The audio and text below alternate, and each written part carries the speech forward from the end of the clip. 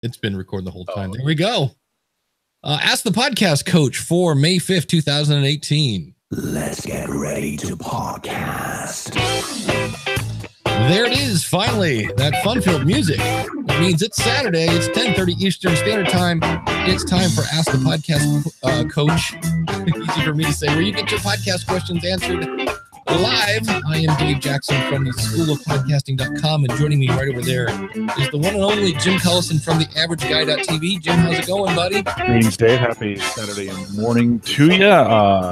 Happy belated Star Wars Day, right? Yesterday was May the 4th. Yes. And so, it wasn't as big of a deal this year as it seems like it's been in years past. I don't know, maybe people got distracted with the Friday or whatever, but that used to light up on Facebook, and it was marginal this year. Yeah, well, the whole thing is, if I remember right, I think, ask Uncle Google about something here. Yeah, it used to be a big deal here in Ohio because you would have a bunch of hippies march down Main Street in Kent, Ohio, and do a protest because May 4th was the day of the shootings at Kent State. And now it's like, hey, man, Luke Skywalker, forget you, hippie. And it was funny. I worked for a friend of mine briefly, and we worked on Main Street in Kent, Ohio. And it was amazing watching these literally old gray-haired hippies in their paper mache George Bush head. This is back in the day. It was funny. But yeah, another interesting holiday, right? Today, I think, is Cinco de Mayo, right? It's May the 5th. Cinco de Mayo, and it's the Kentucky Derby. Yeah, it is. It's like a trifecta. You get Star Wars Day, Cinco de Mayo, Kentucky Derby. What's funny is I think Americans celebrate Cinco de Mayo way more than they do down in Mexico. Yeah. So I think it's just funny that it's going to be tonight's going to be interesting in the bar scene, because it's just like all Americans need is one more excuse to go out drinking. And so tonight will be interesting. I have a half marathon in the morning, so no drinking for me. Yeah, I might do a little bit.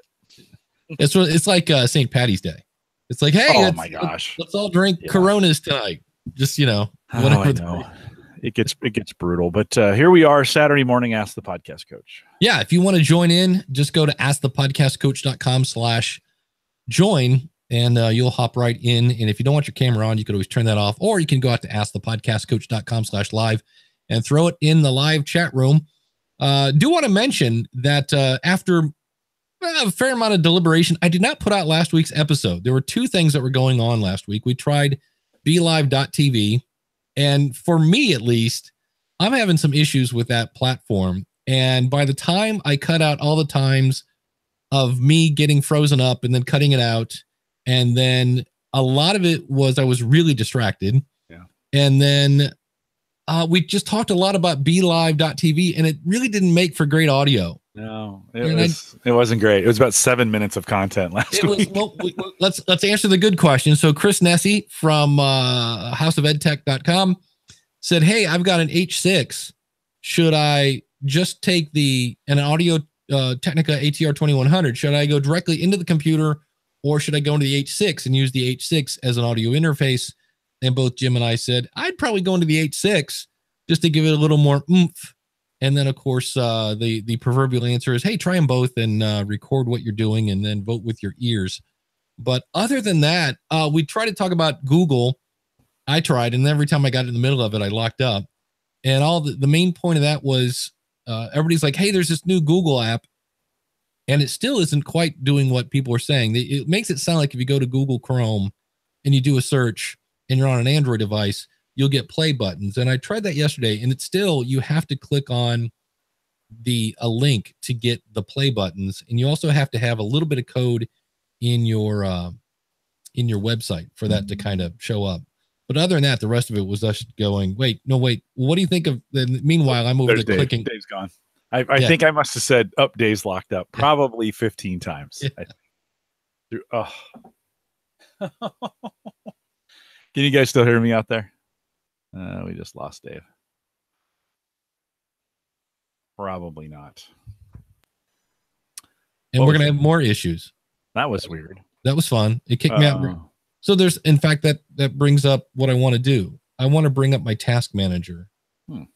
And watch what's going on, because it's what did it do on your end? That was interesting. It kicked me out, and then restarted the Is it still broadcasting? we're still live.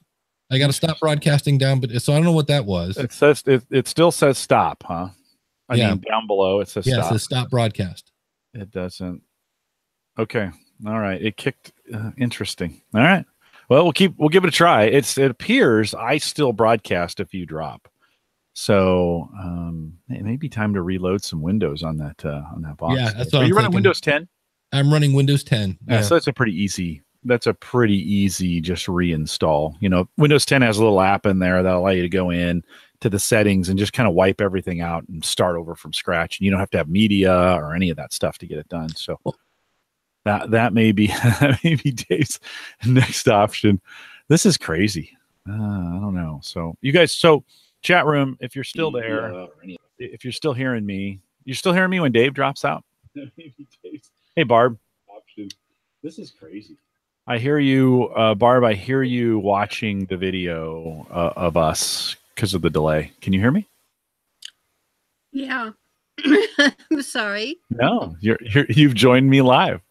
We're waiting for Dave to come back in. And then I came back. That's so weird. On my side, it looked like you locked up. Really? And let me quickly go over here. Yeah, here's the thing. It's showing on my Ethernet. I wish I could pause this thing. That all of a sudden my Ethernet goes down to like nothing. Well, that would make sense when you're dropping in your ether, like it's the chicken or the egg, right? I bet the bandwidth is dropping because the video is dropping out. But we don't know. So that would probably be, my next step of action for you, Dave, would be to reinstall Windows on that box and kind of set. Now, the bad part about that is you got to reset everything back up again, right? But it sounds like you're having some. Yeah, because the only thing that's really freaking out is my hard drive. My C drive keeps peaking or whatever. Yeah. And I looked, and I've got 48 gigs left of space on my C drive. So you got plenty of space there. Plenty of space. It's really odd. Well, you can hear her, Dave. Barb has jumped in. Barb, do you have a question for us? I'm sorry. I am truly sorry, guys. That's all right. You said to come and join you over here, and I thought that's where the chat was taking place. No. You've joined the live video there. See, that's he put that link in there for anybody who wanted to join into the question. God. So, no, you're good. I just want to say it's just great to see both of you. Love the beard. Well, thank you. I like Dave's beard too. You know what I'm talking about, Jim. I like the salt and pepper effect. No, it's my 50 year month, right? May, my birthday's in May, and so trying all these new things at 50 to see how it goes. So it's been on a while. So thank you. Thanks for saying that. I appreciate it. I like Dave's beard better. It's a little more even than mine. So anyways, we're not here to talk beards. We're welcome to the Beardcast. Barb, thanks for jumping in. So I can just leave, right? Yep. And then come back to YouTube. Yep. Just hang up and listen on the radio. I'm so sorry. No sweat, Barb. Thank you. Good seeing you. That's great. See, that's how easy it is to join us. Like Barb did it on accident and it wasn't even hard. So that's the way to jump in. There's that link. AskThePodcastCoach.com/join. No, join will get you into the here. Yeah. Live will get you where you can watch. Boom. So we did have I went out to Facebook and got some questions this morning. I've got a big one too. So good. Let's start with yours. Okay, let's talk about it. So this Tuesday is Patch Tuesday. Speaking of Windows, so this will fit right in with what we were talking about. So this Tuesday is Patch Tuesday. May 8th is the day. What that means is Microsoft rolls out all the patches that they do. This one in particular is going to contain the newest upgrade. 1803 is what they're calling it. The April 2018 update. Super exciting name is what they're calling it. Usually over the last couple updates, I have been like, just install it. You'll be fine. Roll with it, kind of test it. I am absolutely recommending you delay this patch. If you are running a Windows box and you're on Windows 10, if you hit the start button and go to the settings, that's the little round gear. Then if you go into the updates and settings tab, there is in the Windows update, there will be an advanced options tab. And depending on the version that you're running, if you're on the current version, which is 1709, you'll be able to pause that update and extend future updates all the way up to a year if you want to do it that way. You can also delay some of the patches that come down for improvements. So it is definitely not ready for prime time. It has had all kinds of problems. It's causing blue screens. It's causing USB ports to stop working. It's causing, it is, I don't know what they had a really good patch or a really good update on 1709 last fall. And we were like, oh, good, this is just rolling. And this one has been an absolute disaster. So I would recommend you delay until you stop hearing people complain. That's kind of what it's probably going to take, a month or 2 or 3 for them to get the bugs worked out. There is absolutely nothing in this update that benefits podcasters. It comes with one new feature called Timeline, and that's pretty much it. There's some security features that's coming with Windows Defender and some other things that are in there that will be helpful. But for the podcaster, nothing new. Like, I got to have this update. So while in most cases I've told you in the past, yeah, you'll be fine, just go ahead and download it. Do not let this one install. Now, there are people who are installing it and it's working just fine. But I'm telling you, there's more than less that are having problems with this thing. So definitely delay it if you can. If you have questions, or not problems, because I can't troubleshoot or solve Windows problems. But if you got questions on how to delay that or whatever, you can send me, you can tweet at me at Jay Collison or whatever, and we'll get you kind of set up there. But you have been warned. Or the ultimate solution, according to Steve, get a Mac. Yeah. No, yes, get a Mac, and get a Mac. Yeah, if you don't want to deal with Windows stuff.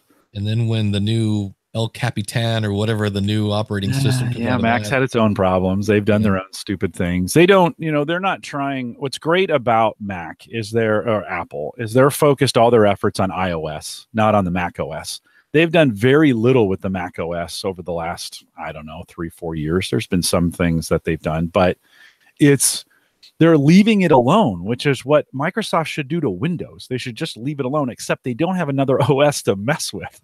They don't have iOS. Their Windows mobile platform stalled and it's not going anywhere. So they keep jacking around with Windows, and it's like, if it's not broken, like 1709 is just a really good. So last September's release is a really good release. We could just stay on that and everybody would be fine for a couple of years, right? There's nothing new that needs to be done. They believe there does. One of the drawbacks is the Edge browser, right? So the Edge browser is the replacement for Internet Explorer. Can only be updated through the OS. It doesn't have its own separate installer or its own separate updater.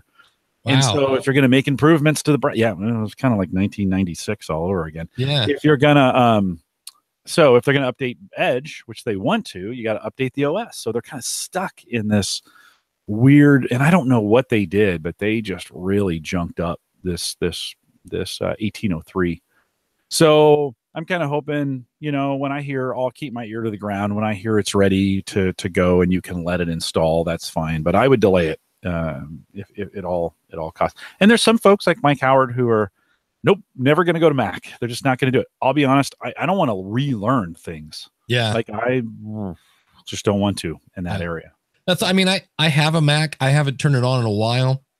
And it's just a case where when I do, it's like, wait, and that's why I still use my PC. It's like, because I know how to do stuff over here. Mm-hmm.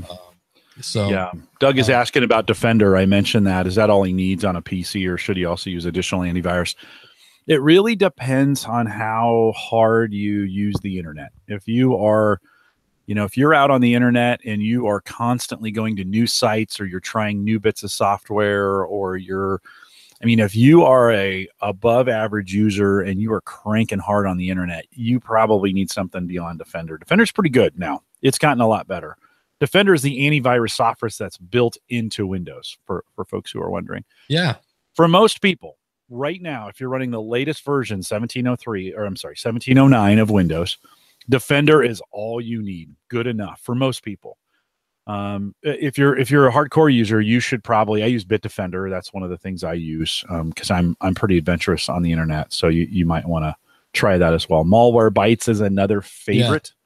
It's not antivirus, by the way. So Yeah. You're not. But Defender and Malwarebytes are a good combo. Malware, just buy the lifetime or buy the year, the annual plan. Let it run on your PC all the time. So that's the answer to that. I still have McAfee, and I've always heard that's like junk and crap, and it's like, well, it's better than nothing, Dave, to be honest. Yeah. What I do is I have that on, and then like once a week I'll fire up Windows Defender to get its updates and have it scan. I'm amazed that sometimes one will catch something that the other one doesn't.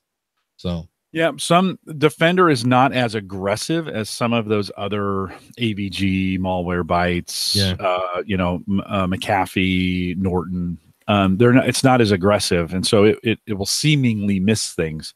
Although I've had those solutions find things that weren't really needed to be found. So it's a tough situation, but definitely have something on there if you can.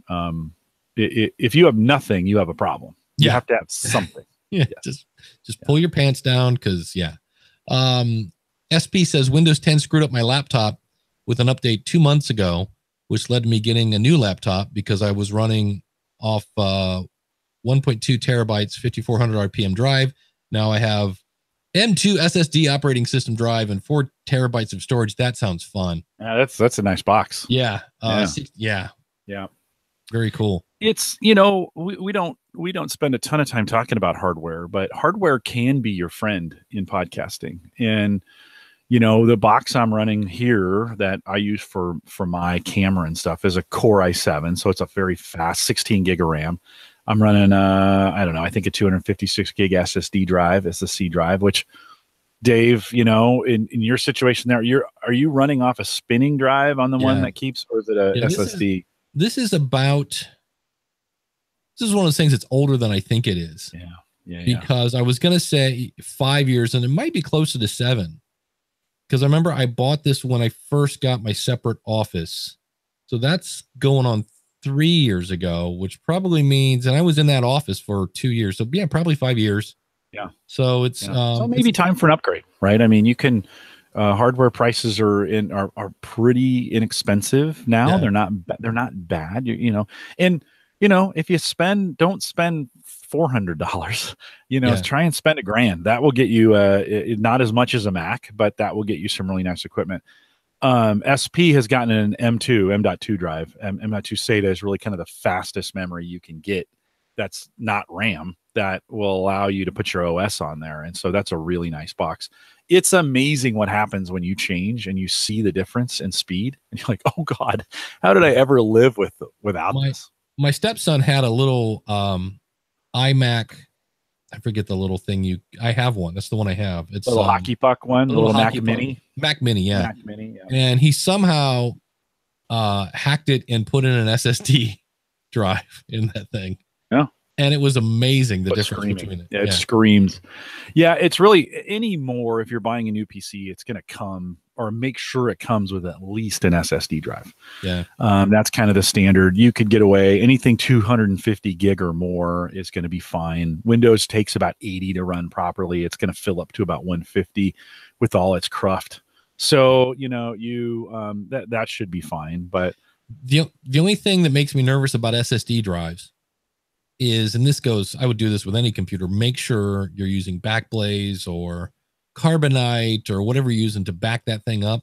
Because the nice thing about spinning hard drives is they let you know when they're going to die. In some cases, they start squeaking and squealing, and you're like, hey, what's up with that?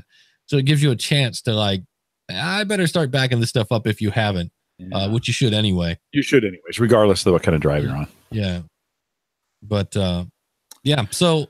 Well, hardware can cover a multitude of sins. And it's just one of those kinds of things that as a podcaster, you might want to take a look at, and start planning back to school. I know we're just getting into summer, but back to school is generally when there's a lot of PC sales that go on. You can also find, on Amazon and stuff, you can find some pretty nice used deals too, where they come off of a business lease and you can get them that way. So if you're using, Dave, if you're using a 5 or 7 year old PC and it's starting to have problems, there's not going to be too many more things you could do. You could replace your spinner with an SSD. You could try to find some RAM to upgrade it. I don't think the RAM's the problem, but you're probably 4 gig of RAM probably on that thing. And, Windows works best under about an 8 gig at this point. Like you want to give it as much space as you can. So some options to upgrade.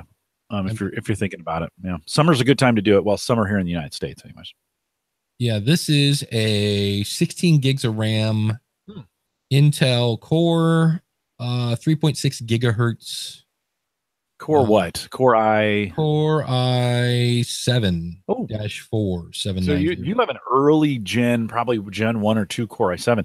No, you actually, Dave, if that's the case, like I thought maybe you were running a Core 2 Duo or something like that.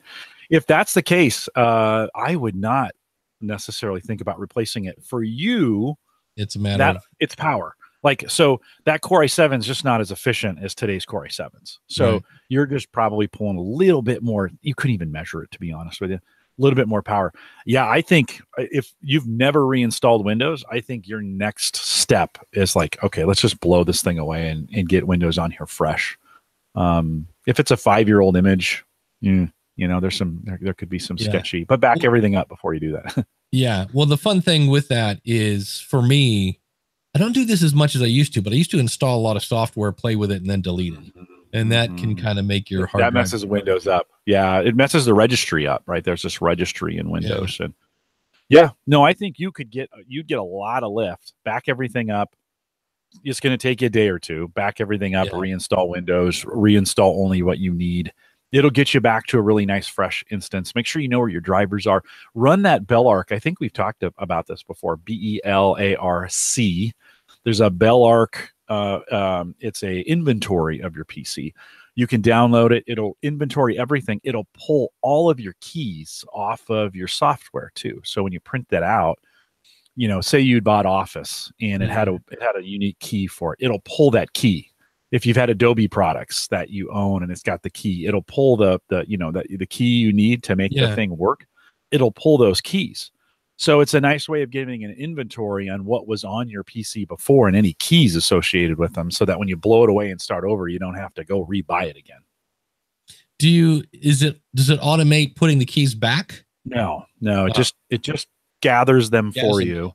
Yeah. See, creates a report. Yeah. I've got all that in LastPass. So that's good. But it's a good inventory to run, just to kind of go, oh, here's what was on, move it to another PC. You get a little PDF, move it to another PC somewhere, put it on a jump drive, whatever. And you've got an inventory of at least what was on your PC before you blow it away. Yeah. How close is Utah to Omaha? Oh, it's probably driving or flying. It's a 3-hour flight. It's probably 20 hours of driving. Because I'm surprised these places that hold these things, like if somebody's going to spam me and go, hey, would you mention me on my show? It would be places like this. There's a thing going on in Utah, the Utah Podcast Summit. Join us for the inaugural Utah Podcast Summit presented by KSL News Radio, KUER 90.1 X96, and the Miller Business Resource Center. So it's a bunch of radio people. Assuming in Salt Lake City. Yeah, it's let me throw this in the chat. It's just UtahPodcastSummit.com. I can't find the live chat room. There it is. I'm not sure when it is. I was kind of reading through it. And I recognize the one guy from Facebook. Let's see, June 2nd. So that's next month. Sandy, Utah. Where the heck is Sandy? It's got to be a suburb of Salt Lake, because Salt Lake's an easy flight in if you're trying to get to Utah. Sandy, Utah. Let's see where this is. Suburb. Well, let's see. Hold on. Yeah, it's a south suburb of Salt Lake City. So that's a nice little flight in. That would actually be June. It's a little close. What was the date on that? June 2nd. So we're less than a month away. Yeah. Well. Yeah. What's the cost? That's a good question, because I know Chris Holyfield from I'm Salt Lake. When I was doing a thing about local podcasters, he came up a lot. And I know Margaret, one of the speakers.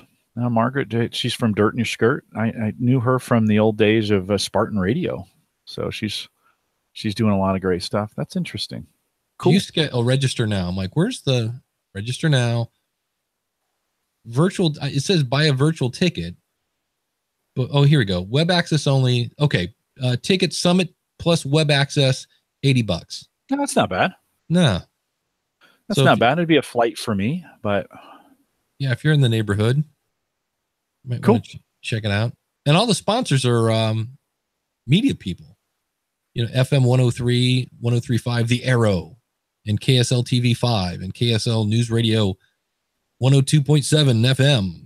I'm like, it's a fairly radio TV media kind of, which is cool. Maybe they have a progressive radio market there that's kind of catching on, that if these radio folks realize they're just podcasters too, that they could, they can create a real splash if they really embrace the podcasting community, because they're just podcasters, right? That's all radio people are. They're podcasters in disguise. That's it. Media creators, what I always say. That's it. No, right on. Creators. It's just another form, right? And so when I'm a little afraid of that, to be honest with you, because they have the ability to do both. Like, we can do podcasting, that's awesome, but we can't do podcasting and radio. They can. Yeah. And they've got some embedded audiences that if they would do some content and then say, hey, let's move this conversation over to our podcast, you can head over here. Man, that's an advertising model that works. So we've blasted the radio folks in the past. They're not getting it. They're not blah, blah, blah. Yeah. In some ways, I'm not sure we want them to get it. Cause they've got an extra audience. They could dominate and do pretty well. Well, I was going to talk about our patrons at this point. Yeah. Do it. And Patreon has changed the back end. So this is going to be a little messy. In fact, I might do this next week. Really? Because normally I can go in and say, okay, show me just the $20 people, show me the $10 people, show me the $5. Oh, yeah. And when I click on all rewards, I show $1, $5, and $10 reward. And I know we have people at the $20 level. And I'm just like, because they did change it. They've added some more stuff, which is cool. But so when you go into the patrons tab, and you click view all current patrons, is that kind of how you've been doing it? What I've been doing is I go into patrons, view all current patrons, and then what I used to do, because there's a monthly payment, it says sort by pledge amount at the across the top. Can you click on that and have it resort, and that should sort it by pledge amount for you? Worked for me. See, I have list of patrons. You know what? I got to be in the wrong account. I bet that's it. There you go. That might be a problem. You have two Patreon accounts? I do, and I need to I used to have 3, and I got it. It's because I have one for the School of Podcasting that's you only pay when I do something, and then this one is monthly. And I was just like, everything looks really weird. While you're finding that, Dave, Doug says in chat, we're back to our radio conversation. Radio people have to stick to the clock. Yeah, they got to stick to the clock when they're on the radio, but they don't have to stick to the clock when they're podcasting. And they might have thousands of more local listeners than we'll ever get the opportunity to talk to. So yeah, I think I agree. Well, here's the cool thing. Not many people take advantage of this, but Josh Liston did.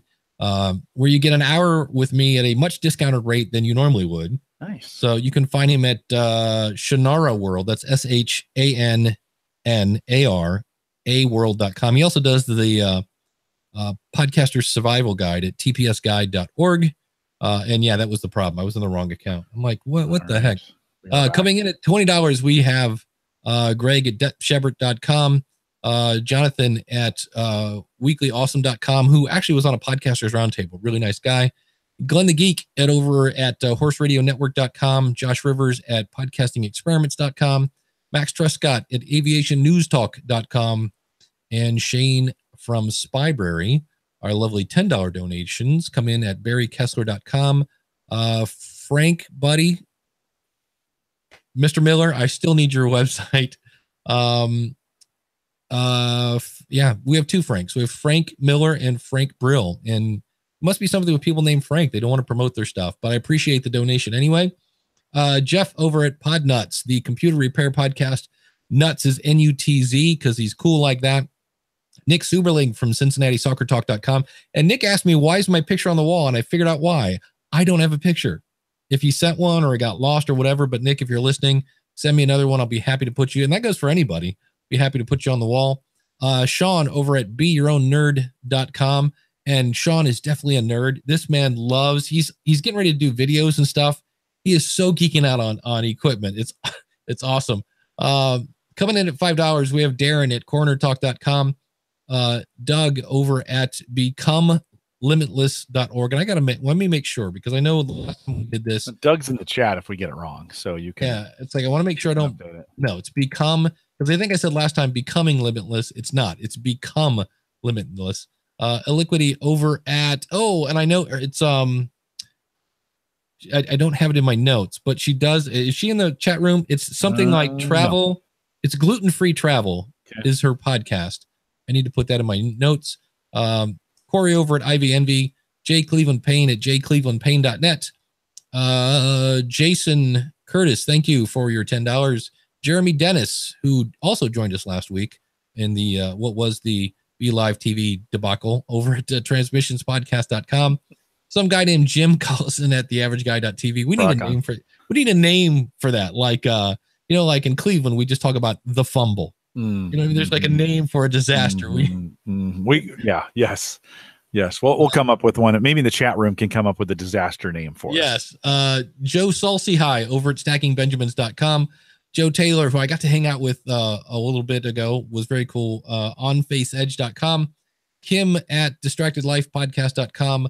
Mark W. King at, oddly enough, MarkWKing.com. Michael Ray, we should know his show. I don't have it in the notes. It changes from time to time, so it may be hard to keep up with that. You can't keep up with one. Rob Griffiths over at bedtime.fm/storytime, as well as bedtimefm/peace out.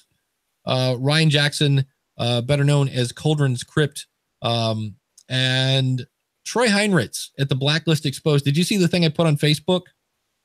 They worked the word Heinrichs into an actual episode of the Blacklist. How cool. We talk about, like, if you mention somebody's name on your podcast, we all get giddy. How cool would it be to have them list your name on a TV show? Because it was something like somebody was calling in from the Heinrichs Institute or something like that. I was like, how cool. That would be great. Is that? And then our awesome $1 supporters, including Alan Palmer, Barb, who was just here a minute ago. Find her at anchor.fm/BarbTUSA, creepykingdom.com. I actually support myself, apparently. Dave Jackson. That must have been me testing Patreon. I give myself $1 a month. Yes. Dave from Ottawa Works. Emily, the one and only Emily from the Story Behind podcast, as well as ePodcast Productions. Garrett Godfrey from Crowdfunding Christian Music. Gary and Margaret from kiwimana.co.nz. They do the bee peeking. Yes, they peek at bees. They go, hello, Mr. B. Are you in there? There? Beekeeping podcast. Reza at Reza. Why do I have Reza? I know who this is. It's Craig. It's because I have some sort of Spanish. Aprender inglés con Reza. And then I have Y. So I have some sort of weird typo in there. And then I saw Ingleus Podcast. I'm like, there's no Reza at Ingleus Podcast. It's Craig. The International Podcast Awards .com. Thank you very much. Jason at Jason. I don't have your website. So if you're hearing that, Jason Griffin, let me know. Jeffrey over at the Genealogy Showcase.com podcast. Lucas Apps, let me know what your website is. I'll be happy to promote it. Bumble from masqme.org. Mike Moody from the Mr. Robot podcast at, oddly enough, MrRobotPodcast.com. Paul over at fightingthrough.podcast.co.uk. That's the one about the unpublished war memoirs of WW2 people. Brandon over at the Seahawkerspodcast.com. And I'm running out of room. And I know this guy's name. Slept in podcast. It's sleptinclass.com. It's Sean, I believe. It's Sean or Aaron. Slept in podcast. He has his name as Slept in Government Class. That's the name of his podcast. Slept in Government Class. It's Slept in Class.com. I want to say If you up your support to $5, we'll make sure Dave gets it right. and then if I go to this is always a weird one. Here's a no reward list. Yeah, those are folks who've come in where maybe you've deleted the reward that was there before, or they just are giving a donation. I think they can do that. I don't think they have to choose an award. Yeah, they just came in. Yeah. So Adam Weddle, Alan Meisner or Misner, Andy Sokolovich, thank you very much, at unleashstrengths.com. Yeah. And he's a good buddy of mine. Yeah, Brian, Cody Sison, of course, our buddy, Connie Whitesell from smallbiz101podcast.com, Dale Henninger, Dry Cleaner Cast. That's interesting. Let's see here. Gabriel Molreal. I see what this. Yeah, this is people that have done things in the past. Mm-hmm. So the question is, do we still list them or not? Are they still supporting? Like this guy did, but he doesn't anymore. Oh, man, probably not then. Yeah, so that's the tricky That's part. the old list. Yeah, you guys got it. You guys got lucky. Yeah, of course. You Jason can jump Bryant. back in. Yeah, Jason Bryant from Matt Talk Online. Yeah, the rest is confusing. So, but thank you to everyone who's keeping the lights on here at askthepodcastcoach.com. And if you're a member, if you are a $5 or more member, you actually got a video this week or last week of me showing the different tools for turning audio into video. So the Wave, the Sparemin, and Audiogram. So I made a video and threw that up in the Patreon group. And I played last night with this thing called Shells or something. It's weird. You basically do a minute long video and it lasts for 24 hours. So it's almost like an Instagram story kind of thing, and you do it in the Patreon app. And I was, so I went on and said, hey, if anybody has any questions, send them over to davidschoolofpodcasting.com. And that went to just the patrons, which was kind of, we miss Steve Sleeper over at the North Omaha, although I think he has another site that he gives to you. How did I miss Steve? Is he in there? Steve, maybe your payment stopped. No, I'm just kidding. That was what happened to me. I was supporting Steve at North Omaha at the North Omaha podcast, and my credit card, something went wrong with my credit card, so all my payments stopped. So I had to go in there and redo the credit card. And so I dropped off and then came back on. You know, while you're looking for that, Dave, I'm always amazed if you are a podcaster and you are using Patreon, go into your Patreon manager, a list of patrons, then click on monthly payment like we did. Look over at the tab next to it called Lifetime. Yeah. Like that's pretty amazing to me. I've got a guy who's given to the network $200 lifetime. That's a big deal. That's a big deal. When you start thinking about it, you're like, that's a commitment. And he was one of the first and been one of the most faithful. And I just, that's, when you read that list, that full list, it's pretty amazing. Everybody who, everybody, whether you get your name written, read off or not, is pretty amazing. And I appreciate that you guys support Dave in that way. That's super important to me. I say that every time, but it is really important to me. So thank you for doing that. Well, if I go to the S's, I have Sean Park, slept in government class. I don't have a Steve. It might be under, I wonder if it came in under his, Steve, throw in the, what would you have put it under in your, we'll do a little live Patreon troubleshooting. Yes. Which is another, depending on how you've set this up, I've just set it up, I've noticed some people like Emily, for hers, she puts hers under Emily Prokop, host of The Story Behind. That's how I see it. And then Steve, for you, because Steve supports me as well, it's coming under the North Omaha History Podcast. Look and see if it came in under that. Ah, there it is. Yeah. Is that it?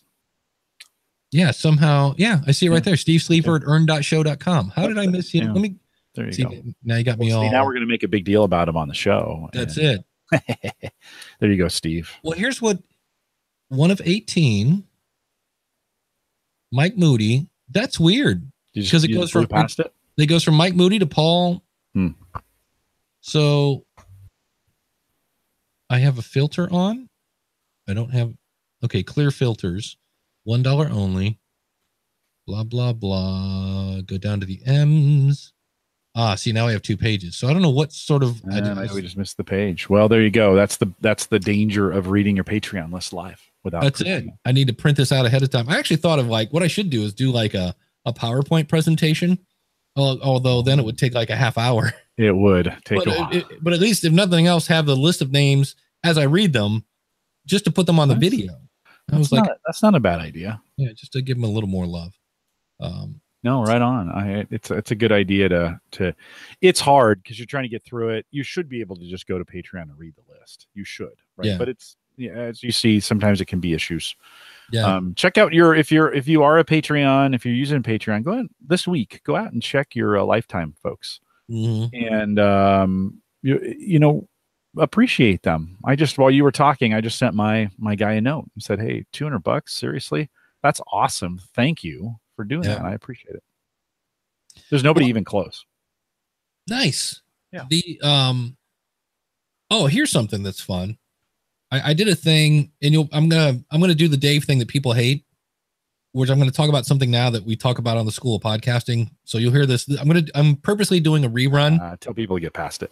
But it's an interesting stat. I was looking at because Ray was doing the sound for Pod Save America, and so I went out to Pod Save America. So this isn't anything that is not. I mean, you can get this off the internet. It's not like Ray, gave me any inside information. But here's the thing: their tickets for these events, anywhere from $40 to $79 each. And if you're a student, they do have a student discount, $25. But here's the thing: they have 2 nights at Madison. I was going to say Madison Square Garden. That'd be really cool. Still impressive. Radio City Music Hall. So then I Googled Radio City Music Hall capacity, 6,015. So if you say, well, let's go, what if they were all $40 tickets? 6,015 times 40 is $240,000, 240,600. So $240,600. Now, granted, there's equipment costs, there's travels, there's hotel, there's food, but that's where I went. And then and that's for one night of 4 guys sitting on a stage talking about politics. I was like, and then they even they're playing in Pittsburgh. I'm like, all right, let's get out of let's find something a little more realistic. And they are playing at someplace in Pittsburgh called the Byam Theater. 1,313 people there. You multiply that by $40 a ticket, $52,520 for one night. Yeah, you'd be surprised how fast you can spend that, though. These guys advertise. Yeah. There's setup costs. There's the website. There's paying somebody to, there's all those tickets have fees. The facility, Radio City Music Hall is probably, I bet that's a $75,000 venue for that, for that night or for those 2 nights. So, yeah, there's good money to be made, but as you know, just think of your time as the director of podcasting for whatever that was in those days. That's big business, but it's also, you can lose money just as fast as you make it. That's true. I didn't even think about that, because if you're going into a place that's union, forget about it. You can see. My favorite was, I was sitting there and they were doing some sort of live broadcast thing, and we needed one more chair. And so they had to phone somebody. Like, I couldn't walk over and grab one and bring it over. Like, that was, for whatever reason, it was a union shop. You had to have a union person do it. And so this guy brings over a chair, and Rick looks at me and goes, that just cost me $300. And I'm like, get out of here. He goes, no, $300. Like, for a chair. And he goes, yep, $300. And I was like, wow. Yeah. So yeah. It's big money. You look at it you're like, oh, this should be, wow, that's easy. I can't believe. No, it's really not. That money gets soaked up pretty fast by, the various fees that go on around it. And then don't feed people.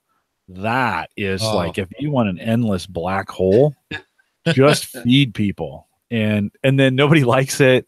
And, it's like pizza, or I didn't like the fish, and it's just, vegan. I've been gluten-free. I've been struggling a little bit with having an Omaha meetup. I've been talking about this several times. And every time I go to get it started, whether it's a podcasters meetup or I'm going to do a tech meetup or whatever, I think through all the steps that have to be done to get that done, and it just stops me. I'm like, oh God, I don't, even for 50 or 75 people, and I've done events, 150, 200 people, and it's weeks of work or months of work. It's expensive, and I always made money on them, but it's a lot of stress, and I keep getting stopped. I'm like, I don't know if my career could handle an event like that right now. It's busy enough as it is. So, pulling those things off, Joe and those guys that run all those events, I really appreciate the work and the effort and the time. And then, day of event, you ever seen these guys day of event? They are running around. My favorite of all time was Daniel J. Lewis at the Cincinnati, whatever Podfest, something. PodCon. And he had like 3 hours sleep. He looked he was literally kind of gray. And I just walked in. I said, "Can I help with anything?" He said, "Oh, please." And he's like, "Can you please put these on each door?" And blah, blah, blah. He's just running around. It was a great event. And he had it at this really cool school that had tons of technology, and it was just awesome. And he said, and people said, that's like, this is one of the best pod camps. It was Cincinnati Pod Camp. There you go. It's like one of the best pod camps ever. And he goes, "Yep, I'm glad you liked it because it's never happening again." Yeah, well, you have these high expectations of what you want it to be. Steve Sleeper in the chat room. So, Jim, you could just get a party room at Valentino's. Valentino's is a really good pizza place here in town, and they do have this big party room. It's buffet. It's super good stuff. But I wish it was that easy. I've done a few of those. They're not very good when hey, let's meet at a restaurant and we'll try to talk, and then people feel weird because there's people sitting around them and you're trying to do a presentation or whatever. And I know Steve's kind of joking, but it's super weird that way. So yeah, I don't know. I think, Dave, there are those who are ready for it, and then there are those who are not. And I think I'm in that camp. I'm just not ready for it yet. Maybe as I get closer to retirement and I have a little more time on my hands, maybe so. Well, that's really where your geographic stats come in handy, because you could see like what are my top markets in the U.S. So instead of doing one in my hometown, wow, I'm really popular in San Francisco or Austin or something like that. Because I know that's what a lot of comedians do. They look at their geographic stats to kind of figure out where they want to tour and go that route. But I just thought that was you got to go down to the city. You've got to manage all these things from a distance. I mean, it's hard enough when it's in the city you're in. And you start thinking about, okay, if you're having people fly in, because this event I was thinking about doing, everybody would fly in. So you're thinking about, okay, how do we get people to fly in? And then how do we get a hotel close enough to the airport that it's not a $30 Uber to get there? And how do they get around while they're there? And is there enough food going on? And what about the events themselves? And you want to have presentations and breakouts and getting all the, and then you'll have speakers cancel at the last minute, right? You'll have conference venues change things on you. You'll get to the venue and the Wi-Fi doesn't work. They said, "Oh yeah, we got plenty of Wi-Fi. In fact, it's $150 an hour."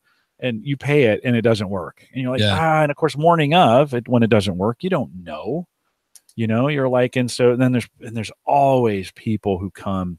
This is the hard thing. So you charge $100 for this thing. People expect $100 out of value. Well, more than that, to be honest. They expect a lot of value out of it.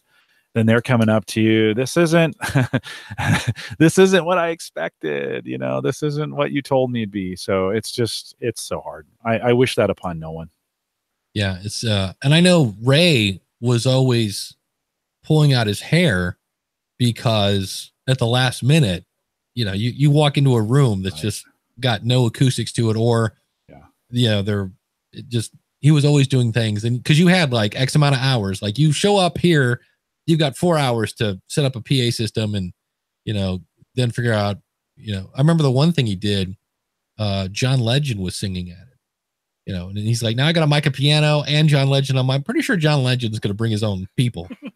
Could be wrong, but it was always fun. It can be an amazing experience. Don't get me wrong.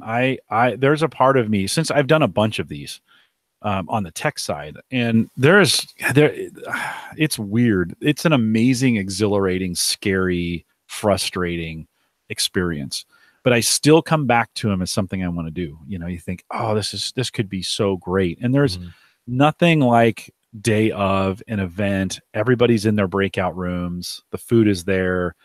It's working. there is no greater feeling than that scenario for a guy like me. You got to kind of be wired that way. There's no greater feeling than that. So I don't want to discourage anybody. If you're thinking of doing a meetup and you're going to make it of any size, there's some work that goes into it. Just go in eyes wide open. Well, the thing that I didn't realize, and that's why I was playing with my phone last night, at least if you're on a computer, not your phone, there's a way to broadcast directly into your Patreon. And that's when I went, oh, when did that show up? And I'm not sure if that's via, if you have to connect it to Facebook Live or something or whatever, but I just saw when you go into Patreon and you go to make a post, let me do this live. You have text, image, video, live stream. So I don't know who that is. Maybe Miss Eileen knows. She knows everything about toys and linking things. If I click on that here, okay. So it's not free. Okay, YouTube or Crowdcast. You can get 10% off of. Free. Yeah, YouTube is free. So you can use YouTube Live so that was something I thought, well, if you wanted to do kind of a live event for your audience, that would be one way to do it. It would be one way to secure your video too. Yeah. So that, you have to be, have to give that a try. That's a good. Because I just saw that and was like, wait, has that always been here? Kind of thing. I just record it to YouTube and then push it up. Yeah. Or give it the link. That's the way I do it today. But interesting. Yeah. Emily says it's clunky. It's through YouTube Live. So well, that's what we're doing right here. Yeah. So I wonder if somehow pushing it through to Patreon, if it gets somehow. I'll have to try it. I'll have to give it a try. Yeah. There's some interesting things you could do from a conference standpoint. There's some interesting things you could do where this is how, you would have to be maybe you have a level that is, you pay for the conference. And then if you want to catch the live stream, it's $50 more. And then, and that gets you recorded access as well. That way you're paying the conference fee. It drives me nuts when people don't want to come to a conference, but they want a cheaper live stream. And you're like, why would I put on a whole live event somewhere and then offer it cheaper on the live stream for people not, you want people to come. That's what pays the bills. You need people live.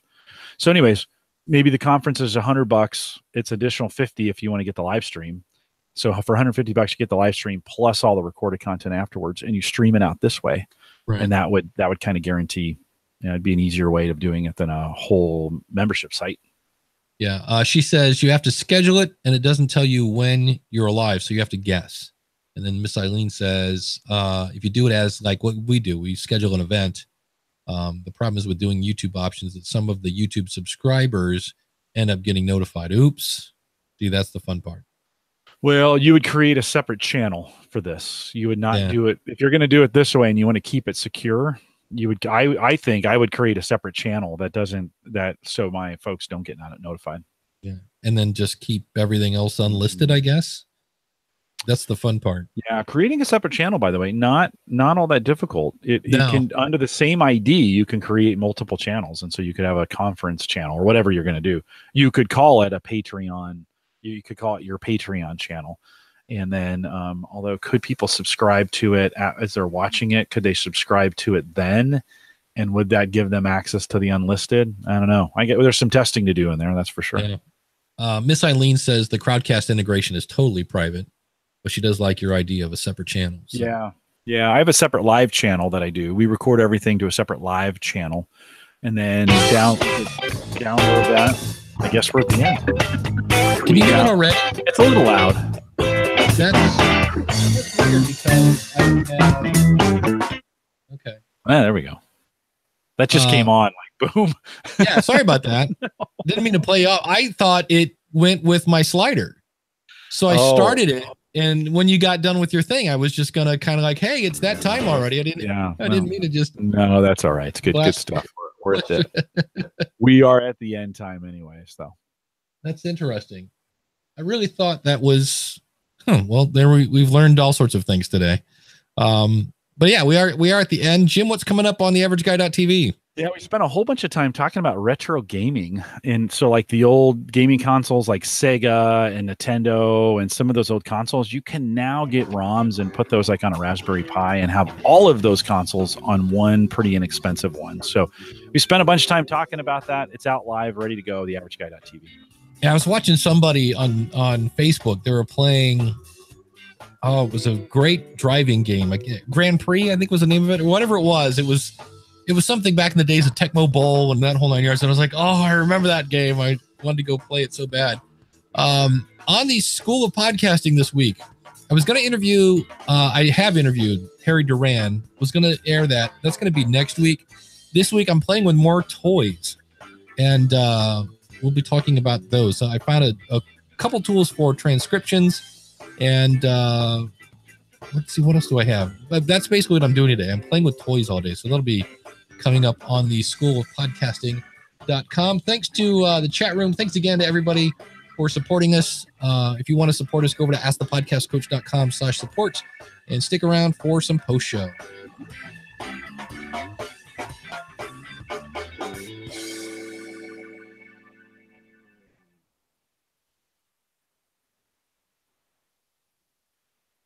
I'm completely befuddled the fact that came on so loud. I was like, that doesn't super loud too. That was like, no, it's not a big deal. Not a big deal. It's like I've always had I it guess that I'm way. done. I Yeah. guess we're done.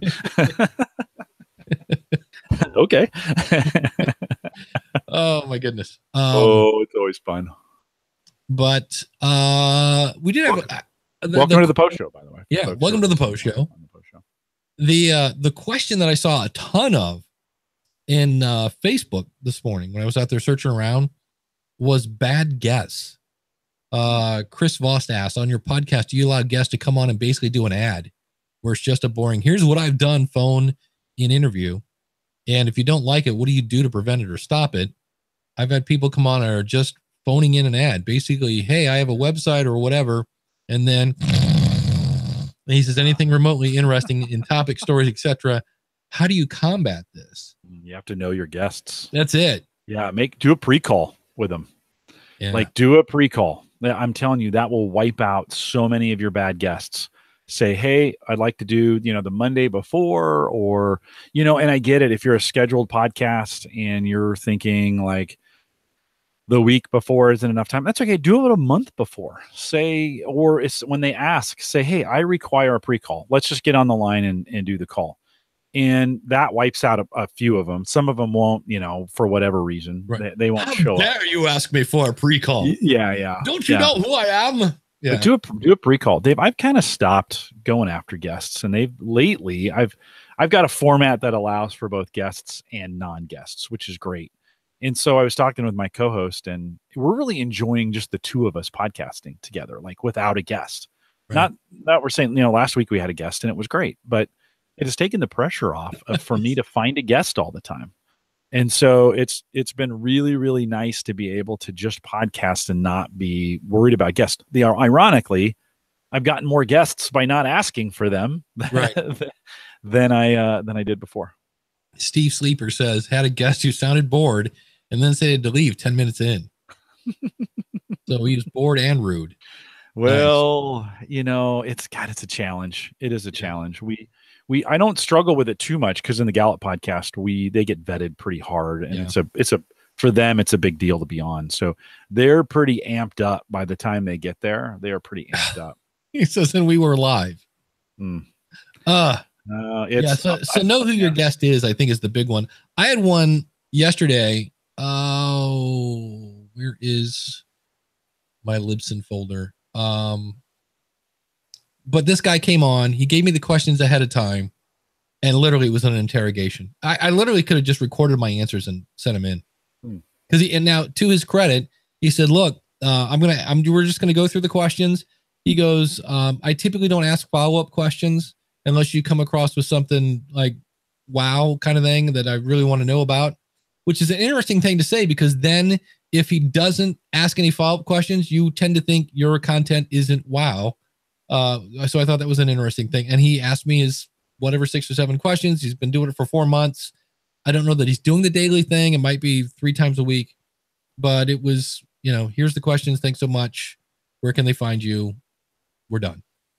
And it was like, well, better than a poke in the eye. You know, it took me all of 15 minutes to get interviewed, but it was just, you know, oh, I wish I could find that. I've never had a bad interviewer yet in all the interview work that I've done. Everything's been, I'm trying to think of, I did have a situation where I got this, I think he was 13 or 14. He wasn't very old and he was just starting podcasting and I might've been his second show and it was pretty rough, but he was trying. Like, and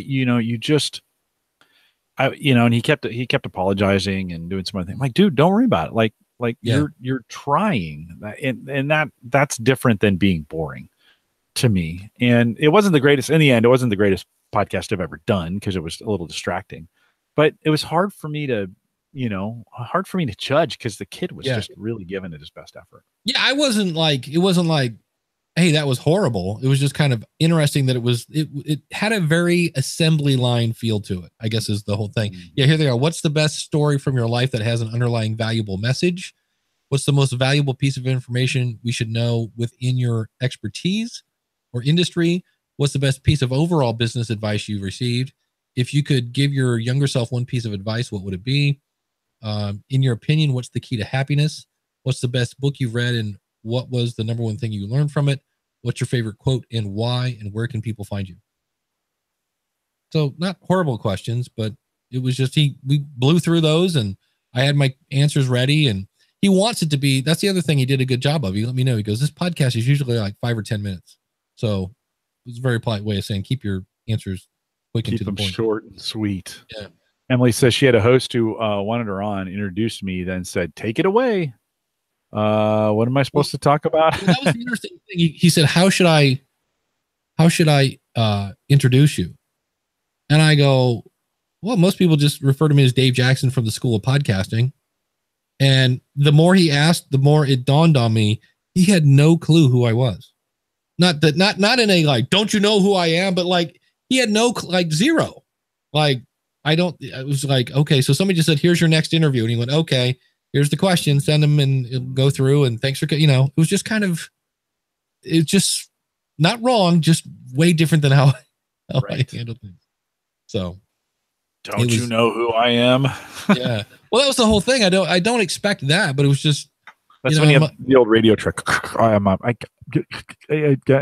gotta go. It's not, and then you shut the video off. Yeah. If you haven't heard, again, more information that you'll hear on the School of Podcasting in May, SoundCloud, let's back up. Spotify is not accepting any new shows. They announced earlier, hey, we're going to be way behind. We're rebuilding our back end to handle all this traffic that we're getting. And now they've come out and said, forget about it. It's not that we're going to, that you're not getting in, but you're not getting in until sometime in June once we get through this. So I thought that was on one hand kind of encouraging, I guess, that they're rebuilding their back end, but they've gone from it's going to be a bit to just forget about it in May. How dare they allow podcasts in for free and then delay them, Dave? Well, I just heard on, is it podnews.net? The guy from Australia, he does the Daily Show, and they did a thing on Spotify. They announced their financials. And they've got, X amount of 1,000 million listeners, blah, blah, blah, subscribers. They made like $1.9 billion last year and they're not making money. And I went, wow, that's interesting. So that was the thing that got me about that. It's like, blah, blah, blah, $1 billion and they're still not profitable. And I was like, wow. So I think that's why they're bringing podcasting in. Because what's stupid about that is they're bringing podcast in. They should not be making a copy of our file because that costs money. Right. That's the thing that I was like, why are you not doing a pass through then? Because that would make sense. We're bringing people to your platform, hoping that they will then sign up for your subscription service. Yeah. I think there's some economies in scale for them though, on a bandwidth side, when they're able to load it up to a CDN, that when they can control it and load it up to a CDN, I think there's some economies of scale there. I don't know. That's good. There's got to be some technology reason why where it's cheaper for them to own a copy of it than for them to keep streaming it through. I don't know. I don't know. That's a very good question, but I bet it has to do with money. Like it's certainly not because it's the right thing to do. It certainly has to do with money, where it's cheaper for them, using a CDN or something to get that file, to broadcast that file out. Craig said, I had an interview in which the host contacted me nearly an hour after the scheduled time. That's nice. And then, with no explanation, did not publish the interview. I'm amazed at how many people publish the interview and don't let me know. Because it'll be like, hey, let me know when it goes live. I'll be happy to. I'll probably play a clip of it in my show. I'll link to it in Twitter and Facebook. And they're like, oh, great, awesome. And then I never hear from them. And I'm like, and then I'll just happen to like the one day I was going to make a media page of here's all the places I've been interviewed. And so I Googled myself and I was like, wait, I didn't know that was live. I didn't know this was live. So some of the podcasts I've been on recently have done a really good job of just blasting out those, not only the week after I've been on, but like a month later it gets recycled. Hey, I had this. I've had 2 or 3 podcasters do that recently, and you're like, oh, that's bringing up. I mean, the content's evergreen, so right. You might as well, right? There's got to be some good automated way of setting that up. What I would need to do is set that up and then be able to set up 6 of them, 1 a month for the next 6 months to kind of blast that thing out. But that seems to be a really good technique. It's probably one I don't do enough of. Yeah. Emily says she hasn't checked in a while, but the last time I checked my Spotify stats, they weren't working. What they do with Libsyn, at least, is they are supposed to once a day update their stats. And they basically, send us a big chunk. We take it and do our magic mojo and put it into your stats under Spotify stats. And they're always behind. They're never, if it's Tuesday, you look up and the last time they were refreshed was Friday. And it's not a Libsyn thing where every day we're like, hey, we're ready. And they go, yeah, we'll see you tomorrow. So I think they just weren't ready. They didn't think that many people were going to sign up, which is kind of a head scratcher because we were feeding them lists all the time. Here's more people that want in your platform. It's not like they didn't know people were going to show up, but anyway. We got to do something. We got to find a better way than stats. Like it's so messy and it can be so tricked. And I really wish there was a better way to measure audience engagement than silly stats. There isn't, but it's crazy. I just wish there was a better way to get to the bottom of this where we show true audience engagement. I think that's what Glenn tries to get to every time he talks. It's like, it's not as much about the numbers as it is about the engagement you're getting and people buying things. That's a mark of engagement. Like, so, I'm still amazed my video RSS feeds get as many downloads as they do. And I'm kind of like, who are these people? What? Why are they doing this? So I just wish we would focus on the things that really matter, which is that audience engagement piece. Yeah. Then the big news this week was Pocket Cast got bought by NPR, which is a bit of a head scratcher because they have their own app. I don't know if they're trying to get I'm forgetting what the little thing is that they're trying to get where you get data back to the podcaster on how far they listen kind of thing. Mm-hmm. They're a little separate stats thing. Todd did a great article on that, Todd Cochran, that basically said, what are the chances? He asked Apple, like, what are the chances of you implementing this new stat system into iTunes? And they said on a scale from 1 to 10, and they asked, why can't we add 0? So it's kind of like not going to happen. But I'm not sure. I don't know that I have an opinion. I don't use Pocket Casts in the same way that when Midroll bought whatever it was, Stitcher, not really much has changed over there. So I'm not sure. I think it's gotten worse, actually. I think Stitcher's gotten worse with that in that acquisition, not better. Yeah. So I'll be interested to see what they do with it. I'm not quite sure.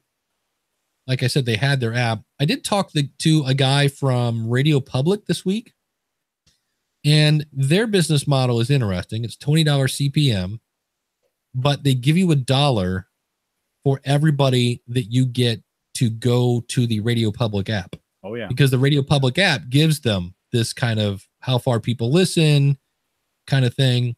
And he asked me what I thought about it. And I said, does it work on the website? Like if I have a web player from Radio Public and somebody clicks on the link there, does that give me my little dollar finder's fee? And he said, no. And I went, that's kind of a deal breaker. I go, you know what I mean? I said, I think about it. I still want to play with a platform just for fun.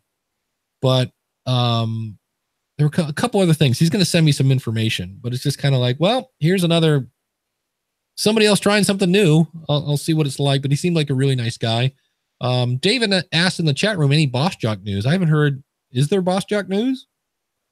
I haven't heard. Did they? Were we waiting for some? Yeah, so I haven't used it in a while.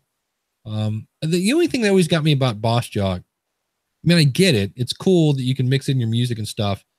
It was a little bit clamory to me, meaning it wasn't quite as easy as, it took a little more steps than press record and upload kind of thing. Once you got it all set up, it wasn't bad, but and then the other thing for me, when I recorded it, my voice always sounded like I was in some sort of weird tunnel. It wasn't in the recording, but it was somehow when I was recording it sounded a little wonky. I used it more as a thing to play, sound effects with and things of that nature. So that kind of stuff. But, Dave, it's happening to me again. I'm going to shift gears a little bit here. Like, I've complained about this before. It came and went, and then it's back again. I'm getting dozens of subscriptions to my newsletter a day now through a MailChimp. Okay. And I haven't asked, which is like, I've stopped asking on my show, hey, come over and subscribe.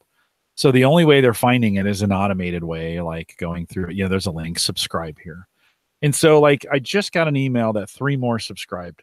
Tell me if these email addresses sound sketchy at all. unit0045@hotmail.com. Maybe. RR Coates. This one's probably the most that actually sounds the best. Right. RR Coates at yahoo.com. And then info@readbankruptcy.com. Like, so what? Someone please tell me, what is the advantage to subscribing to my email list and double opting in to an email list I haven't sent out an email in 2 months? And it's like reverse. I don't get it. I don't understand. This is now, I've probably had 100 of these come in. I'd pared them down. And in the last month, I'm getting 2 or 3 or 4 of these a day now. Wow. This is because I get a ton for Ask the Podcast Coach. Yeah. Their first name is 59 F8 A5 AF9 B5C. Their last name is almost the same as their first.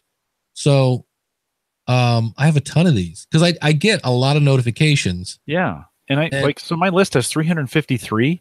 And I bet 300 of them are these kinds of addresses. Like anytime I send out a newsletter, I get an open rate. I get about 60 to open, which is about as many people as I had on the list before all this spammy stuff started happening. But someone help me understand why. I don't understand what the advantage. Like, I understand spam in all its forms. I totally get it, right? I don't get signing up for a newsletter. Like, what are they going to do with that? I totally don't get it. What's weird is some of these look real, like, NJ and then what appears to be somebody's last name, but their first and last name. I wonder, I need to look at my form. Like if they don't put in a first and last name, maybe these are auto-generated. I bet that maybe that's it.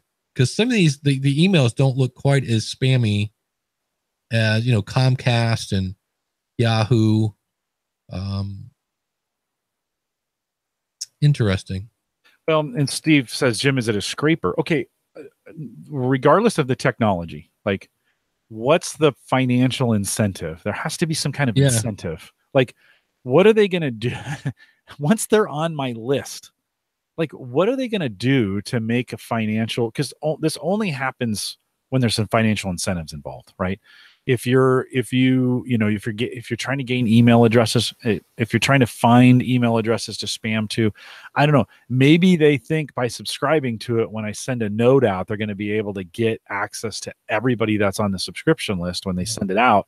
And those are just validated email addresses to spam to. However, when 300 of my 350 are spammers to begin with, or are fake email addresses, I don't understand the motivation. It's baffling. Are you using CAPTCHA now? For me, On Ask the Podcast Coach, I'm using the Simple Podcast Press, which allows me to put a sign-up form right underneath my player, but I believe it is CAPTCHA free.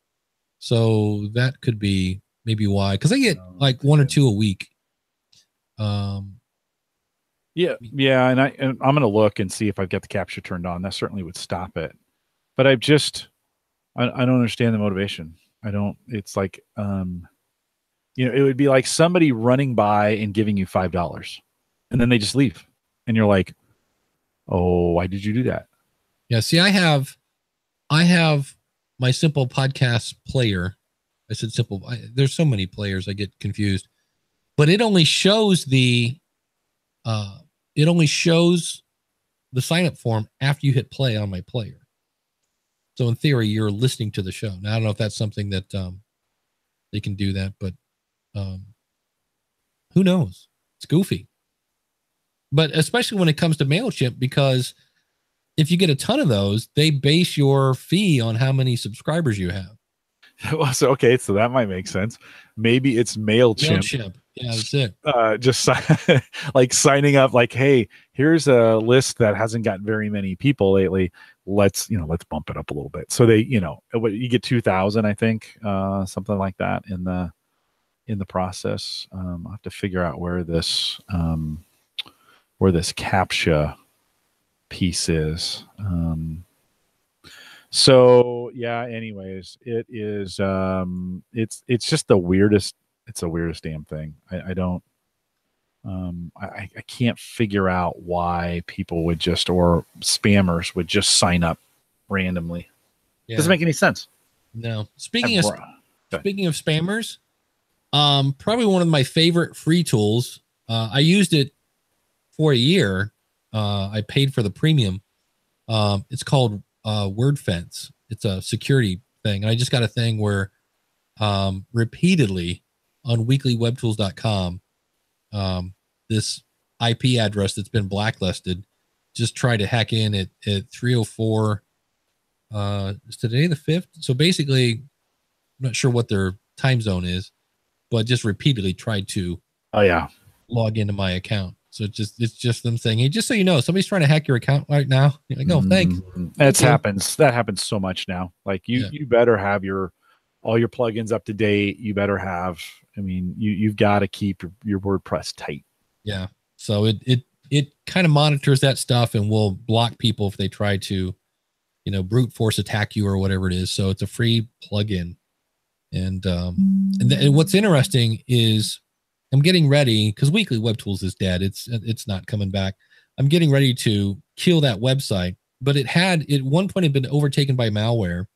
I paid Securi to clean it up, a couple $100, and then paid for the premium version of WordFence to keep it safe. Plus I had, a backup, et cetera, et cetera. And the minute the paid version of WordFence, I'm like, you know what? It's been a year. Things are cool. No problems. Haven't got a ton of reports. The minute I turn that thing off, man, malware. I'm like, you got to be kidding me. It's like, so I've heard that once you get infected with malware, it's like cancer. It just comes back. And it's like, so I'm getting ready to delete that website, point it at whatever my Libsyn page is for that, which will suck because I'll lose all my pretty links. All those episodes are like, oh, just go to weeklywebtools.com/blah, blah, blah. And when I do that, I'll lose all my pretty links. But it's one of those things where you look at it and you go, you know what? I'm not making any money. Nobody's clicking those links. Yeah, I wonder if you redirect that whole domain over to a landing page. Yeah.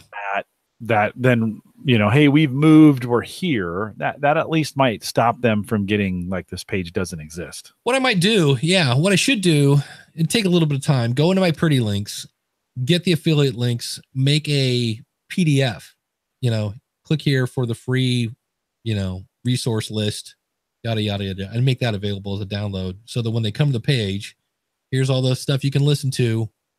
Yeah. Click here for the thing kind of thing. Some kind of redirect. Because most of that stuff is somewhat evergreen, but that's the other thing that was a problem with that show is a lot of marketers would launch a product and then they would shut it down after a month.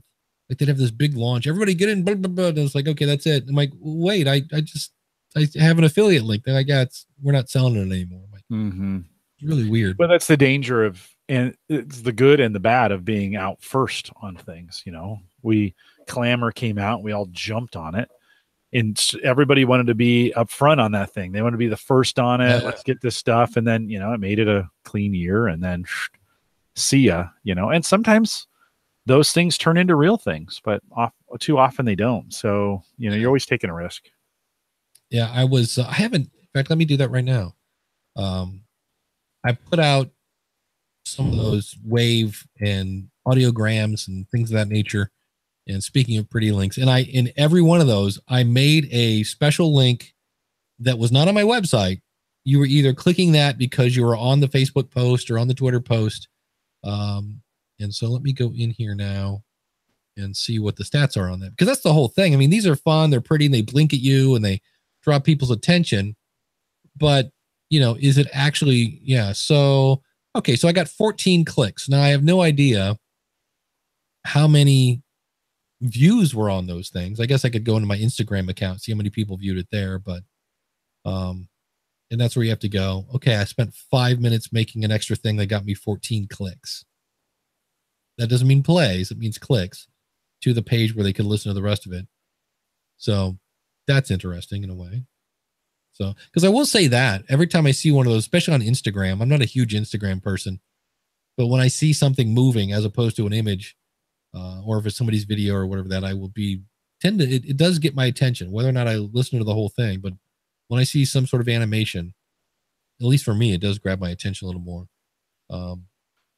Is there an easy way to filter and prune a MailChimp list? That's a great question. Yeah, I think if you're in MailChimp, if you go in and go to your lists and then pull up the list, then I think you can create a new segment. And I think this may not be the best way to do it, but if you can go in and filter your whole list down by a segment and then delete them all, I think that might be the wrong way about it. I need to dig in a little bit, but Craig, I think there'd be a way to go in and sort and then just delete those. Like, I might want to find everyone who's actually there where I've had a click or an open. Like, I've got these 300. Now, again, I have there's no incentive for me to prune my list at this point because I'm not paying anything for it. And I don't know who is or who isn't. So I need to be careful.